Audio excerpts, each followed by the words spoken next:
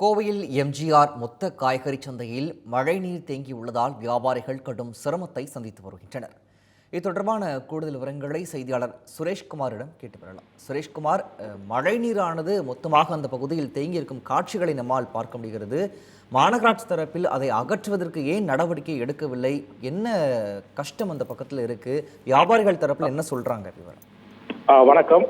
கோவை மாவட்டத்திற்கு red alert விடுக்கப்பட்டிருந்த நிலையில் நேற்று பகலில் பெரிய அளவு கனமழை எதுவும் காணப்படவில்லை.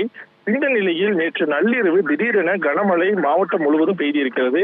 இந்த சூழ்நிலையில் தாழ்வான பல பகுதிகளிலும் வெள்ள நீர் தேங்கக்கூடிய சூழல் ஏற்பட்டது.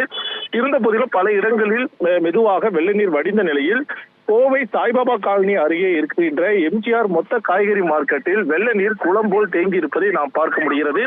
இதற்கு முக்கிய காரணமாக கூறப்படுவது இது பிற பகுதிகளை காட்டிலும் தாழ்வான பகுதியில் இந்த அங்காடி அமைந்திருப்பது ஒரு முக்கிய காரணமாக பார்க்கப்படுகிறது. இதன் காரணமாக சாலைகளில் ஓடக்கூடிய வெள்ள நீர் எளிதாக இந்த எம்ஜிஆர் மொத்த காய்கறி மார்க்கெட்டுக்குள் புகுந்து விடுகிறது. ஒவ்வொரு முறையும் கனமழை பெய்யும் போது இந்த சூழல் இங்கு காணப்படுகிறதை நாமும் பார்த்து கொண்டிருக்கிறோம். தொடர்ந்து இது தொடர்பாக பல்வேறு கோரிக்கைகள் விடுத்த பிறகு மழைநீர் வடிகால் பணிகள் மேற்கொள்ளப்பட்டன. ஆனால் அது பாதியில் கைவிடப்பட்டது. இந்நிலையில் மீண்டும் கடந்த முறை மழை பெய்த போது இதே போல் வெள்ள நீர் தேங்கியதால் வியாபாரிகள் போராட்டத்திலும் ஈடுபட்டனர்.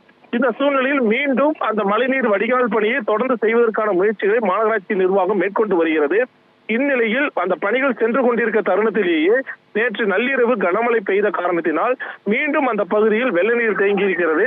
இதனால் இரவில் பல்வேறு மாநிலங்களிலிருந்து மொத்த காய்கறி மார்க்கெட்டுக்கு கொண்டு வரப்பட்ட காய்கறிகள் மழையில் நனைந்து சேதமாகக்கூடிய சூழலும் ஏற்பட்டிருக்கிறது. எனவே அடுத்த கனமழை இங்கு பெய்யும் முன்பாகவே இதற்கான தீர்வை மாநகராட்சி நிர்வாகம் மேற்கொள்ள வேண்டும் என்ற கோரிக்கையை வியாபாரிகள் விடுத்துள்ளனர். விவரங்களை வழங்கியமைக்கு நன்றி சுரேஷ்குமார்.